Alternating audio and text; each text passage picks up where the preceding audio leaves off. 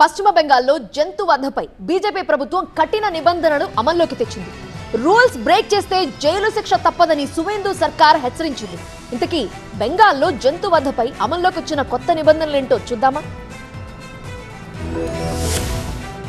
పశ్చిమ బెంగాల్లో కొత్తగా అధికారంలోకి వచ్చిన బీజేపీ సర్కార్ సంచలన నిర్ణయాలు తీసుకుంటోంది. ప్రత్యేకించి జంతు వధపై కీలక ఉత్తర్వులు జారీ చేసింది. గోవులు, ఎద్దులు, గేదెలు, దూడల వధపై ఆంక్షలు విధిస్తూ సరికొత్త నోటిఫికేషన్ ఇచ్చింది. ఇకపై ఏ జంతువునైనా వధించాలంటే ప్రభుత్వ వెటనరీ సర్జన్, స్థానిక అధికారుల నుంచి తప్పనిసరిగా ఫిట్నెస్ సర్టిఫికెట్ తీసుకోవాలని బెంగాల్ ప్రభుత్వం స్పష్టం చేసింది. సువేందు ప్రభుత్వ ఆదేశాల ప్రకారం ఆవులు, ఎద్దులు, కోడెలు, దూడలు, గేదెలను వధించాలంటే నిర్దిష్టమైన ప్రమాణాలు పాటించాల్సి ఉంటుంది.